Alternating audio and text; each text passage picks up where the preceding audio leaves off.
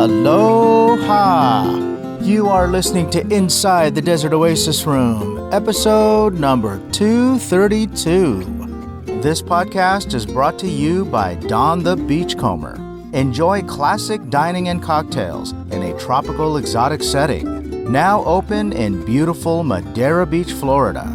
Can't get to Florida? Get a piece of Don the Beachcomber from the comfort of your own home. Visit shop.donbeachcomber.com to see brand new merch like collectible tiki mugs, postcards, magnets, stickers, t-shirts, hats, and more. That's shop.donbeachcomber.com. This podcast is brought to you by Deadhead Rum. Fine single blended rums made with sugarcane sourced from the jungles of Chiapas. Master blended by 43-year rum veteran Jorge Perez, the most decorated master blender in all of Mexico. For more information, check out their website at deadheadrum.com. Today we chat with Duke and Lola Bossanova of the YouTube channel Bossanova Life. If you've ever thought about getting started in content creation, then this episode is for you. We talk about what it's like to start, develop, and maintain a YouTube channel, our favorite fellow YouTubers.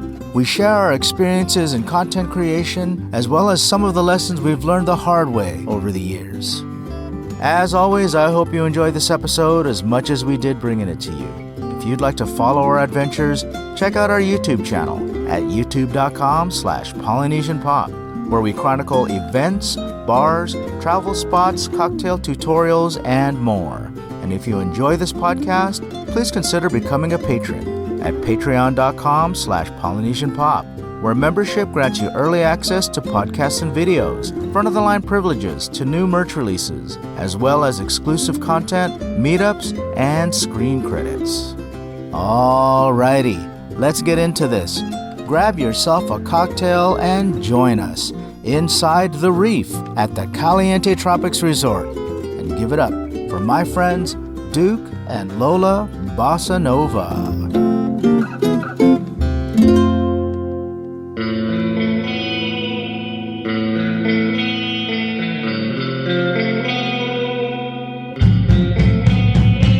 Inside the Desert Oasis Room. I drove 2 hours to shoot a big car show and then spent like 4 hours shooting the entire car show with lapel mics and stuff, because this is also the other reason I don't do it anymore. Okay. And after I got home, I realized that the audio on the camera had screwed up and none of it was actually working, so everything was silent. Oh, no. 3 hours Yeah. of silent footage, interviews, Oh, talks, no. everything. So what'd you do? No, I used You it. had to scrap it. Yeah. We do like a video once a year where I just take a bunch of classic car clips, all the extra footage, and put it into like an hour-long montage. Yeah. That's where I got to use it. So it's not a total loss. But it's mostly a loss, But it was a big mostly- loss. Yeah, and those people. Also, I feel bad because bad. you get like Yeah. 12 people to sit down and interview, and then they're I- like, want to you know know when what? the video's coming out, and then you have to. It's only happened twice in 13 years, but it's enough to terrify me. We've all been there. I've done it where I've forgotten to hit record on this. Oh my And I've gosh. recorded a whole 1 hour interview, and I had nothing to show for it in the end. Oh my goodness. That happens yeah. on these cameras too. When it gets Yeah. real sunny out, I can't see the little red record button on it, and so I'll have to keep looking at the front. And I've had it before where I recorded interviews or talked to somebody and then walk away and realize that it wasn't on, and then the timing is just not right where I can go back and Yeah, and get them I just again. look at her and go, well, so that was a loss. What model is that?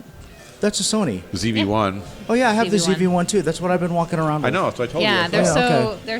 they're so easy. Yeah. I I like them think- because I got the I think wide that's on such a one, great the camera. regular on another, and you can get like 2 or 3 of them, and I just see this is the B, I have an A, Oh, gotcha. and I mark them. That way I can pull them out, and that way you can actually get the lenses that glue permanently onto them. So Yes. you get a wide angle, Yeah. regular, and that way you're switching the whole camera instead of a lens. That's the thing with that camera is I feel like the what do they call that? Field of view, field of vision is not wide enough. That's why it's only 99 Yeah, so bucks for one of these lenses. I have that as well, but It wants to fall off. It falls off. I've had it fall off twice, and I've banged it up. But This believe is- it or not, I've not cracked the glass, and it's Good. It's I haven't either, but that's been what okay. But it's, I would just say acetone, really good, and then super glue. okay. Good Just, And then tip. it's you just on got to there lean forever. into it. It's not coming off, but then Good again, tip, it's an good tip. $800 camera. I mean, a lens kit alone could cost you more than that. So Yeah, 100%. So alrighty. We are rolling, and for our listeners who was wondering who's talking, this is our friend Duke Bossanova, and he's here with his lovely wife, Lola Bossanova. So thank you for joining the podcast Inside the Desert Oasis Room. Today we're doing a field trip from Tiki Caliente, and so we are, I guess, inside Sancho's. That's right. We are inside the restaurant. Yeah, we're Inside smelling some Sancho's. guacamole and fajitas going by. Yeah. They're You guys serving up having the rum drinks in the back and the Mexican food up front. You guys having a good weekend so far? Yes. It is. Yeah. This is a great event we've been at so far. It is a little overwhelming for a smaller event with, I guess I said 700 people this year, which is more than normal. Oh, was it 700? Yeah, that is Rory more than said normal. he Yeah. maxed it out. Because it's so condensed. Yeah. I don't think I've been to enough. I mean, we obviously have been to many events, but nothing this condensed. Okay. TikiCon in Portland probably covered 10 times this area.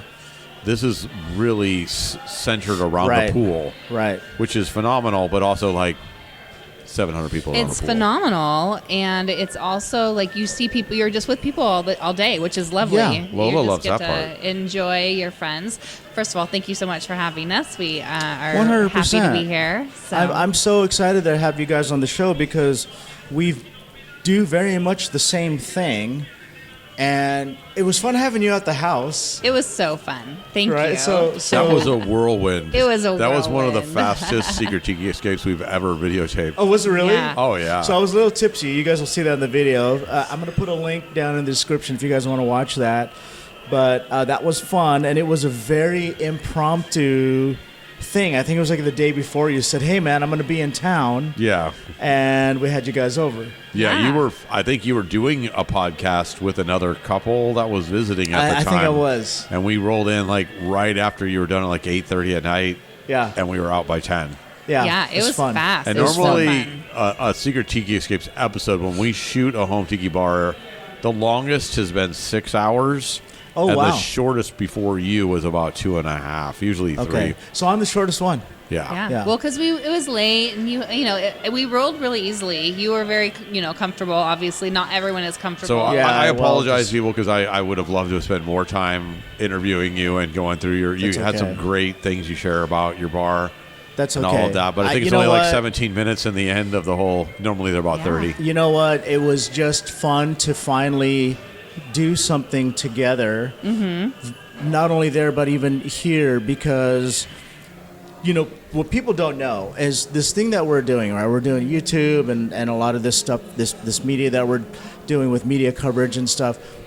There are things that we do that people just don't understand, right? Yeah. So we're running around like I'm sweating like a dog right now because I just came from a room party that I tried to shoot. That I'm sure you guys did the same thing. Yep. And then I got to run over here and do this, and then I've got other stuff that I want to make sure that I cover.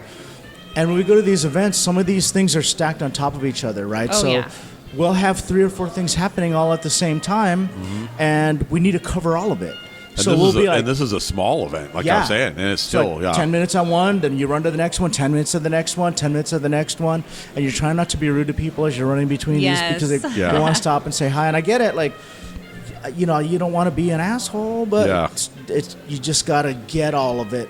Yeah, as you feel as that quickly as you can. pressure to try to But capture you everything. I mean, after 13 years, we've gotten a lot. So we were at Viva Las Vegas 2 weeks ago shooting a video of Viva Las Right. Vegas.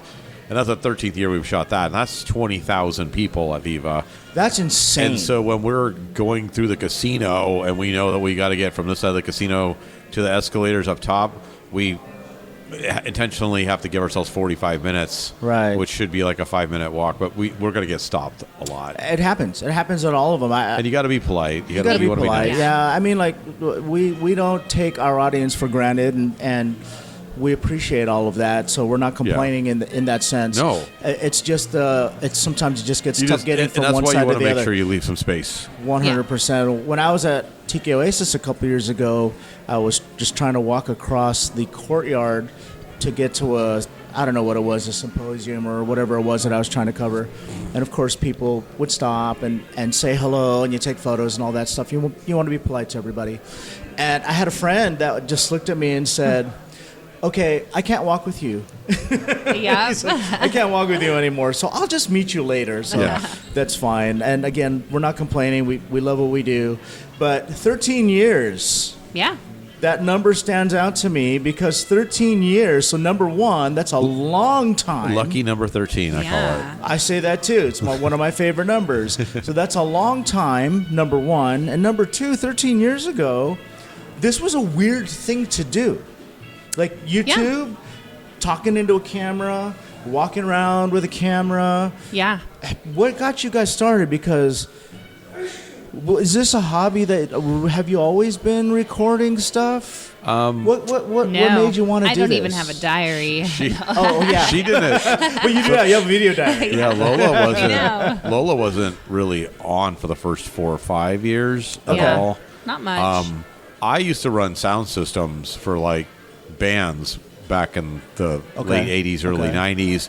And then again in the early 2000s, I did sound system for like punk, screamo bands and things like that. So I had a lot of sound, but not a lot of audio background. And I did voiceovers, and I used to do monster truck commercials. I was did the guy. you really? Yeah. Were you doing voice? This weekend only at the fairgrounds. It's Gravedigger versus Bigfoot. Oh, I love it. I love it. Okay, so there's a story in that too. Yeah, so I used to do that kind of stuff. We're gonna go back to that, but because that's all like voice acting. So that's there's a whole origin story to that too, right? A little bit. yeah. I mean, my uncle was a DJ at a radio station, and he would have me goof around and do stuff with him. Okay, so I want to go back to that, but 13 years ago. So what are we looking at? Somewhere around 2011, 2010, 2011. Yeah. I think our channel's officially, if you look at YouTube, 2010. So YouTube wasn't huge at the time. It was bigger with young people. Our kids got us into YouTube, and so we ended up watching all sorts of like kind of OG YouTubers and fell in love with them. Yeah. So we were watching YouTube before we started. I would actually venture to say, having been involved in YouTube much longer because our kids were in middle school back then and all of that, there were rockabilly and tiki YouTubers that are larger than we will ever be. Okay. Like Cherry Dollface, 250,000 subscribers. She's still massive to this day.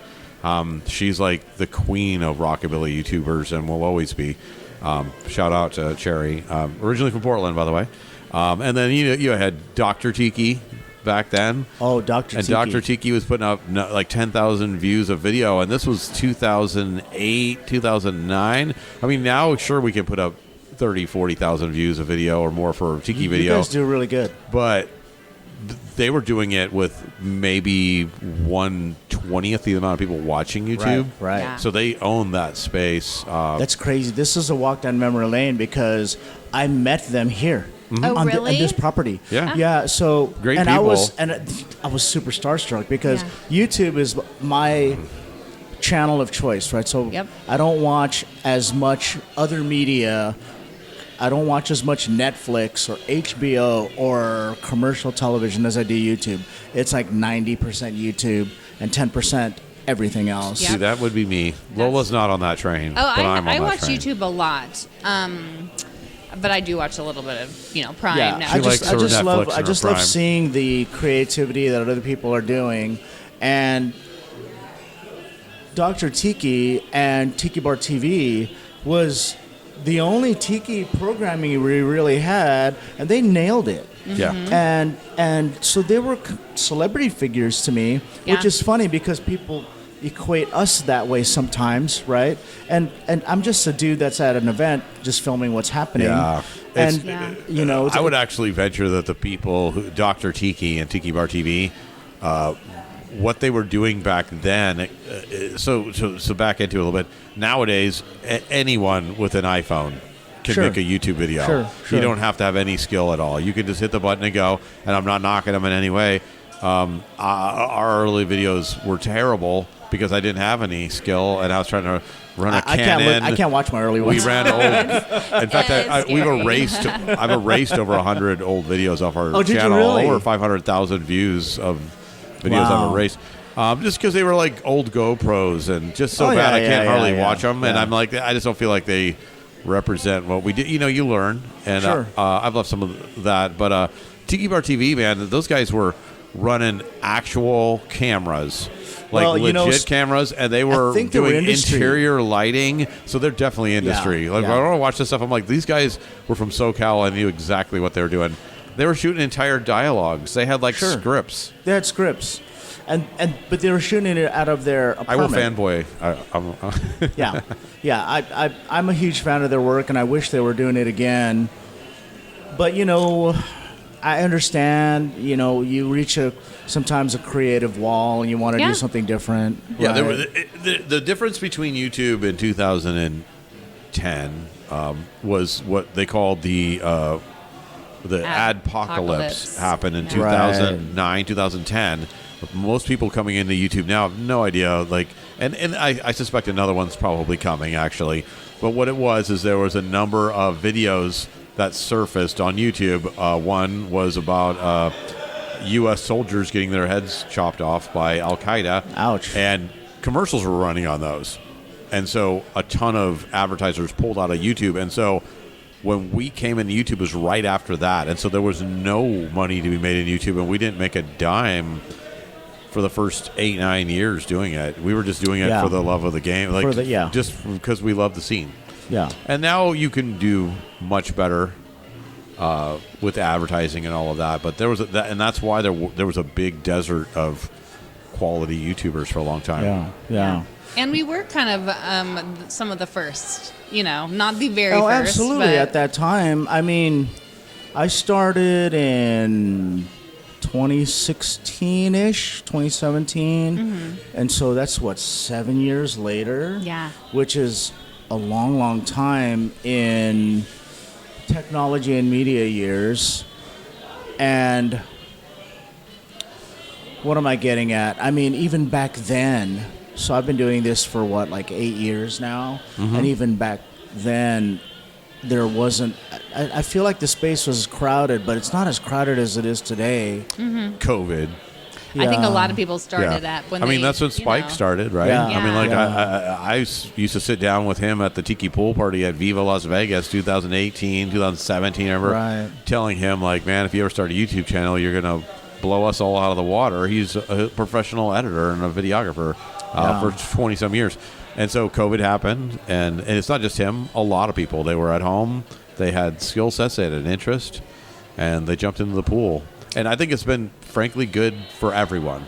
Sure. I mean, more people hear about us. I've run into people who know who we are, and we've been going around for years. But it's just as the scene grows, that is where everybody gets help from it.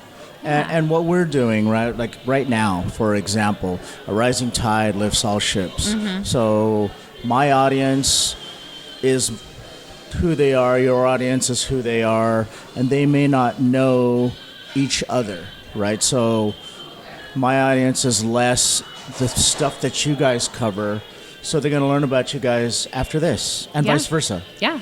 So a rising tide lifts all ships, and what I tell people when they talk about quote unquote competition is that you're not on ABC and I'm on NBC at the same time on the same night. No, they can watch us at their leisure, so they can watch both of us. So we're not technically competing. They can consume both our content equally. Yeah, it's not like back in the day when you had 3 channels, and if and your you show ran opposite of Magna PI, you're going to get screwed. Yeah. Right. It's exactly that. So it doesn't matter. I mean, it would matter if there were 200 people all trying to. There's a limit to it, but I will say, we're not even close to that. As a viewer, I roll between things because you're sitting down, you're watching something, you watch a 15-minute, 20-minute video, and you want something else, and so it will roll between channels. Right. I think it's true. People are looking for more content.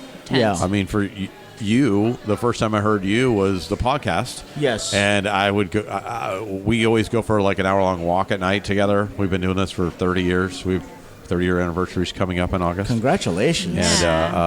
And so she was doing something one night, and so I decided to go for a jog by myself and found the Desert Oasis Room podcast and listened to it when I was jogging. And I'm like, man, these guys down in SoCal got a podcast?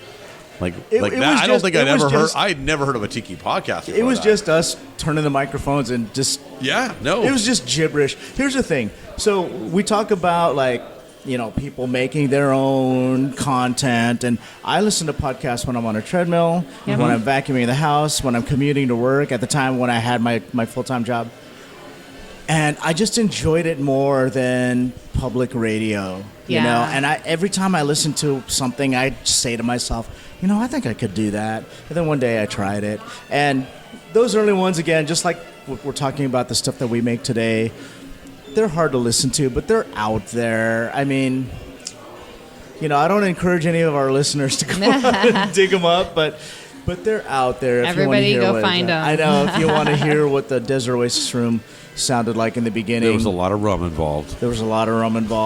Actually, it's funny that people would complain if they didn't hear a shaker. Oh, really? They'd be like, how come there was no shaker in the background, or I didn't hear a drink mixer? Were you guys not recording in the Desert Oasis room? So it actually became part of the personality of the show. But you got to start somewhere, right? You start and then you learn, and learning how to use the equipment, learning how to use the software, and then just learning how to be comfortable and microphone friendly and camera ready. How to convey your thoughts in a pithy manner, and right. To back up to what you were saying about us, like when we first started, our son was the one, and so I went to Viva Las Vegas Rockabilly Weekend with a friend who brought us. He couldn't make it the next year, so he said to me, if you could take pictures of the classic cars for me. Now, and the classic car show is actually just one small part of Viva.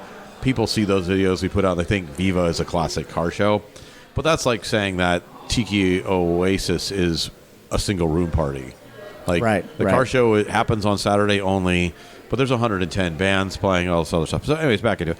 So I took all these photos of the cars, all 850 of them. And my son goes, you should turn that into a video montage, put it on YouTube. That way your friend could see it. Because back then I was trying to figure out, how do I send my friend 800 and some photos of 2011? Did you actually include all 850 cars? Yeah, they're all in this video. That's why it's not out there anymore. It was like 25 minutes long, 30 minutes long of just car after car with music playing. And of course it all got copywritten because I didn't understand rules and all of that. Well, yeah, I went through all that too. And so it's terrible. It's really slow. But it got 40,000 views because nobody else had done anything like that before. And I was like, oh, there's something here, and all these people got excited, and then I had other friends who wanted to go to Viva, and I was like, hey, I can make views of these events that I enjoy so much and get more of my friends to go, because frankly 10, 12 years ago the scene was dying. Not so much Tiki, but rockabilly certainly. Okay. Tiki was kind of just hadn't really exploded yet. Yeah, it hadn't really exploded yet, but it also I feel like there was a dip at one point. Yeah, there's been several revivals. Yeah. So. But I mean, I could name like all the events around just the West Coast alone, like Ink and Iron. Ink and Iron doesn't exist anymore. I remember when that. Bullet Proof out of Seattle, it's gone. A Rose City Roundup, gone. Tiki Con, now gone. That's interesting. You know what? I recognize all those names. I hadn't even thought about that. So I tell people, you can complain about events, you can get frustrated about them, but if you're not willing to do your own event, then go support the event. Yeah, 100%. It's never going to be exactly, but that person's putting in the work, and none of these people are getting rich doing this stuff. It's a labor of love. Right. Yeah, you're absolutely right. So there's a lot of things that are crossing my mind right now that I want to make sure that I cover. We talked about how much YouTube each of us watches. Yeah. Can you share with us what you guys like to watch that is not related to the stuff that we like to create? So Tiki stuff, rockabilly stuff, that's what we create, right? Yeah. What are your guilty pleasures outside of that? Good Mythical Morning. Good Mythical Morning. We watch almost every day. Okay. Those guys wholesome. I think they're worth like $5 million each now. They're some of the OG big YouTubers. OG YouTubers, like 15, 20 years. This for a very long time, and they still are like genuine, and they're best friends, and they put out a daily podcast or a YouTube video. Yeah, they do one every morning called Good Mythical Morning. Yeah, it has to be hard to do that. But they have a team 100%, now that yeah. helps, so. That's a big one. So that's a good one. I love Danny watching Gonzalez. Danny Gonzalez. He's a young guy that our kids got us into. Yeah, he's funny. Another one, our son loves Ludwig. He was a Twitch streamer. Twitch and streamer. He's come over and he's now a big YouTuber. Yeah, you're going to find out that we're pretty geeky when it comes. Yeah, he does games. That's okay. I'm really geeky too. He does game shows and things like that are pretty fun. So we end up watching those. One of my favorites when they were on BuzzFeed was BuzzFeed Unsolved. Oh my God. Did you watch that? That was great. And those guys moved over onto their own. Yeah, Watcher. Yeah, we've been following Watcher a long time, who just had a big drama fest like a week or two ago, but I still love those two guys. Yeah, they're great. They're great. So I love BuzzFeed Unsolved. Now I love Watcher. I watch their stuff. Yeah. So I couldn't do what they do. When they stay overnight in places. And Yeah, they go into haunted places and do it, but I love the fact that they're humorous about it as opposed to just being 100%.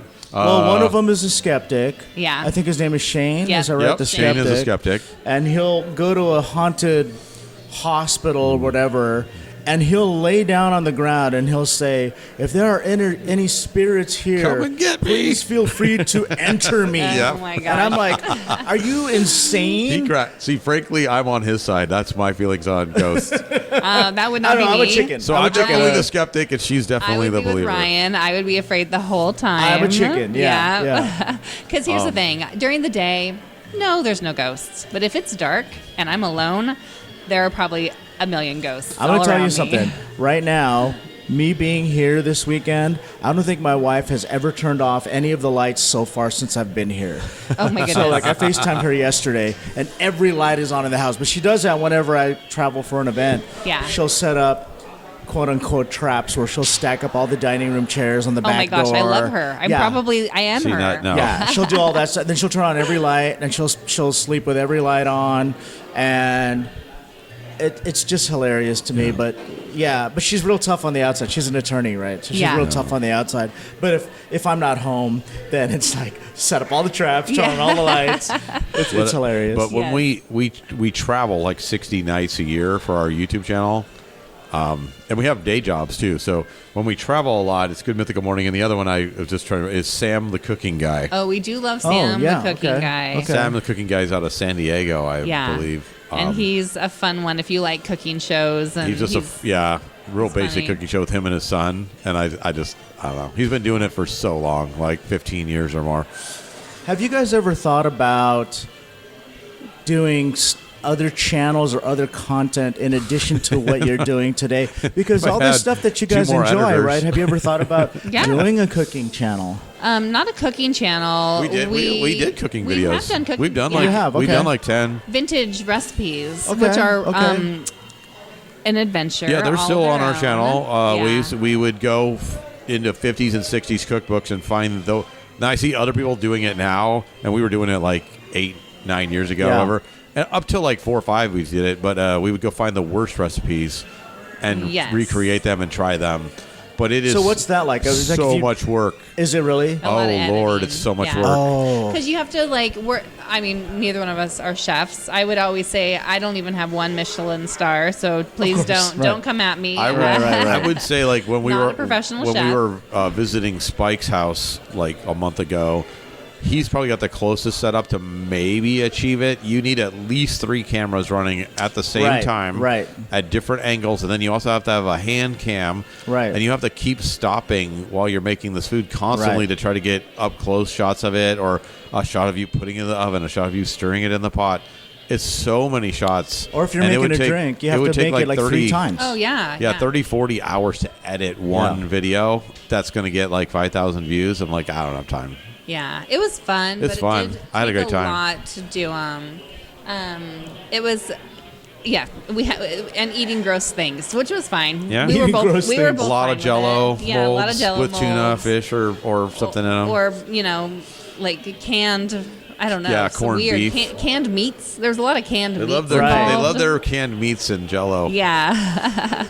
Canned ham. The first one we ever did was the bananas with the cheese and Wrapped in almost like mustard. a hollandaise sauce wrapped in Bananas mustard. and cheese with hollandaise sauce. Like wrapped in like a mustard. This cannot be real. It is. No. It's a very popular recipe back in the day. Yeah, you'll see it. What was the name of this dish? I'd have to look it up. Here. Bananas and cheese with hollandaise sauce. She's going to look up, though. Who I'm even gonna look it thinks up. of that? It's not. It's like a hollandaise sauce. This was my theory. This is what I still stand by. Women back then, they were were drinking a lot, waiting for the husband to get home. Not necessarily be out in the workforce. They were bored. They had to come up with something to keep them entertained, and so they came up with crazy ideas for dinner. Yeah. Have you heard the story? So there was a marketer by the name Edward Bernays, and he was a genius marketer. And this guy learned that. So there was a food manufacturer that released I think it was like a pancake mix where you just add water, mix it, and then you've got pancake batter. Yep. But the stay-at-home housewife didn't feel like she was doing enough by just adding water. So there was a value to like adding an egg. Mm-hmm. So they reformulated it so that she had to add the egg, and then she felt like she was actually making something. There was something else to it. Right. Yeah. Right. And they sold more of it when they had gosh. to add that extra step. Yeah. I kind of believe it because you want to feel like you're doing something. It was officially in the cookbook. It was originally called ham banana rolls. And banana, ham, cheese, mustard casserole. Yes. Yeah. You put mustard on the ham slices and then roll the bananas up and put the cheese sauce like a over cheese the sauce. top. But the cheese sauce didn't even have a thing that binded it together. Yeah. So the minute you put it in the oven, it just broke. It was like a lumpy, lumpy cheese. Do you think that 20 or 30 years from now that our kids and grandkids will be looking at our cookbooks and thinking, what are these people thinking? Why are they making this stuff? They might be like, why did everybody eat lots of fat and this? What's this keto diet thing that you all were doing? Yeah, there's going to be some diet that everybody thinks is the best thing ever now, and they're going to be like, that was killing people. Or cigarettes. What's this caveman diet? Well, yeah, it's like the food pyramid, right? It was all upside down. Mm-hmm. Oh, yeah, well, that's just, that was an effort just to sell more potatoes and pasta. Literally, it was designed by the food companies themselves. We're like, we need to move more of this stuff. Cereal should be at the bottom. That's a base. Yeah. Right. No, I think they will. I think they're gonna totally look back and question us. But I mean, I don't know. There's for us though in the beginning, it was just trying to spread the word about events, people, and places that we enjoyed to other people. What have you guys learned over the years?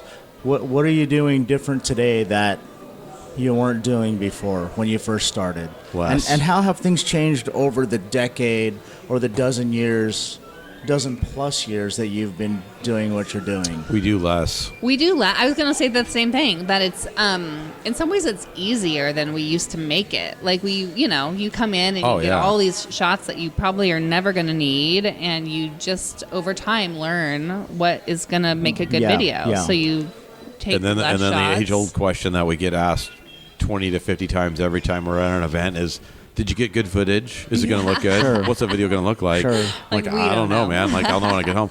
But yeah, a lot of it has to know with what you're going to shoot. And unfortunately, I tell people that is going to mean that your videos are going to become somewhat formulaic because the formula works. And if you, when we first started doing Secret Tiki Escapes, we did a number of things that I would never go back and redo.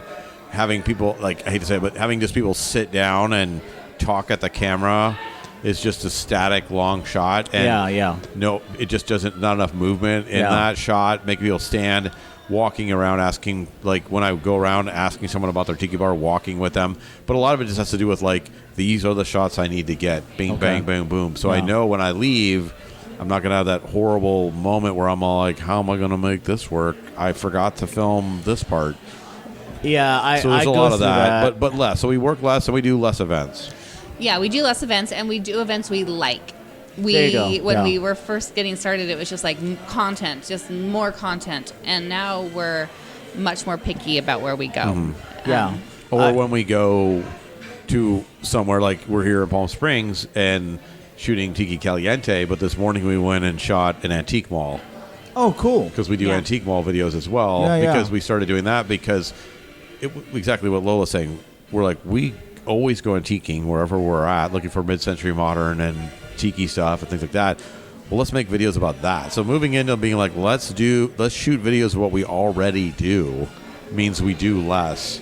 Right. So you're not like making these extra trips to get one video. 100%. When we went to Viva Las Vegas last year, I shot 6 videos in 4 days. Yeah. When I came down here for Moon Eyes, I shot 3 videos. I shot Moon Eyes car show, I shot your house, and I shot King Richard's antique mall with 60,000 square foot antique mall down there. That's the one by Oceanic Arts. All within 2 days. Yeah, so what I've learned too is when I'm at these events or whatever it is that I'm doing, because this is always changing with social media and other media channels, right? These days I'm thinking of, okay, I've got the YouTube video, right, which can really be the main thing, but I'm also shooting, like in my head I'm thinking, okay, this is going to make a good short, or this is going to make a good reel, or this is going to be an Instagram story. And so when I actually go through my media, I know which I've shot for what. Yeah. So I'll go through and I'll think like, okay, these are my Instagram stories. Let me throw that together, or throw a reel together, or a short or whatever. So where before it was just like you guys, it's just shoot. Yeah. No plan. Yeah, with no plan. So yeah, But and you become more efficient with your time. Yes. I also definitely. I belong to 2 different YouTube groups. Okay, where's this, like on Facebook or? Well, one's a secret, but a closed Reddit group. Oh, okay. And then the other one is on, I can't ever think of what the app is called. But anyways, but how do I get into the Reddit one? Yeah, you have to have like 10,000 subs, I think. Invite. Or an invite. Gotcha. I think we got invited when we had like 5,000 subscribers at the time. And outside context, for all of you listening, subscribers don't mean anything. Yeah. At all. And so when someone comes to me, it's like, my buddy Joe's got 100,000 subscribers. I'm like, neat. The real question is how many people watch his videos. That's all that matters. Yeah, it's that and engagement too. Yeah, engagement. Yeah. How much of the video are they watching? Are they watching? I mean, did you get 10,000 views, but they only watched 30 seconds of the video, or did they watch the video? So those are the things that. But on the groups, they talk about things. So one of the things that I've learned for myself, like I said, is that I do YouTube. I am not an Instagrammer. I'm not a Facebook guy trying to grow my views. I don't do reels. I don't do anything. I do long-form YouTube. And once I started doing that, we went from 5,000 in a year and a half to 21,000 now subscribers, which is, while it doesn't mean anything, it is a good mark of like you're gaining a consistent base. Yeah. And then our views have also grown to about 150,000 a month as opposed to like 30,000 a month or something like that. Yeah, we found our audience, because everyone's going to have do the one thing you do best. Yes, and everyone's going to have an audience in a different area. And we tried Instagram, and our audience wasn't there. Our audience is definitely on YouTube, and so that's our focus. We do put stuff on Insta, but we have 3 Facebook groups that we run. And then our own personal pages are maxed out. So it's about 20-some thousand people on Facebook. But the crossover between Facebook and YouTube is almost non-existent. It's like 5% or 7%. And then Instagram the same way. So it's just like, why am I putting all this effort into other platforms that don't translate directly over? I need to put all my effort into there. So I started posting, like, you can post pictures and things that on YouTube to your actual YouTube followers to see. Right. And that started helping a lot. So Do you guys have any words of advice for people that maybe they've watched your channel and they want to give it a try? Is there anything that you can tell them? And this doesn't even have to be, how to get viewers or subs or whatever. Like it could be like a piece of advice for equipment or a piece of advice for the practice, what's the word, that the corporate word, best practices? Yeah, I have a good one that I think helped us, and I use this with yoga too, because I also teach yoga, and it was also I think it would cross over to a lot of people getting started in whatever they're getting started in. Is don't let perfect be the enemy of good. Enemy of good. So Yes. you want to have, like, if you I can love put that. One of my favorite something quotes. good out, put it out. Like, do it because you're never going to get perfect unless you start just putting stuff out or putting yourself Right, out in front right. of putting myself out in front of a class to teach yoga for the first time. I wouldn't have gotten better if I hadn't done that. If I'm glad to have Lola as my wife. It's been very helpful. I absolutely hated every video I ever released for probably the first 200. That's a lot. And I erased over 100 of them after that. I just and it was because of that. I was like, this is where I want to be. This is what I see. And then I realized quickly that I don't have the editing skills. I don't have whatever it takes. And I just kept doing it also for myself. That's the advice I would give somebody that, and I've heard it. There's some great YouTube creators out there that will go into how to become a YouTuber, what's going to work for you. If you look them up, you'll find them. There's some great ones out there. But one of the pieces of advice I give is just keep doing it. Yeah. Right. Unless you're Casey Neistat, if you don't know who he is. And he's not one of doing it anymore. He's not doing like his dailies anymore. Yeah, and he is one of the most famous YouTubers ever because his editing skills are insane. Yeah. He could put out a video a day that and they're was super edited. creative. Yeah. So crazy, right? But you're not Casey Neistat because he had 30 years of professional editing commercials and things on the side, so he could do it in a day. So you're not him. So don't go, man, I want to be Casey Neistat. I'm going to get there in a day. It's like someone saying, I want to learn jiu-jitsu and thinking they're going to be good in a week. It's not. And that's YouTube. You're going to work on it and work on it and work on it.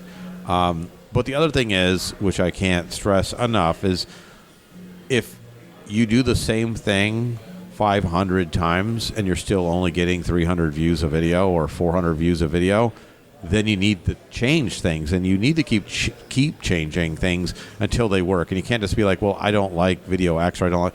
Well, who is your audience? And so there's things that I learned over the years too, that what my audience wanted. My audience doesn't want us to start our videos with a long, which I love to do, the big long montage of music and beautiful pictures for like 60 seconds.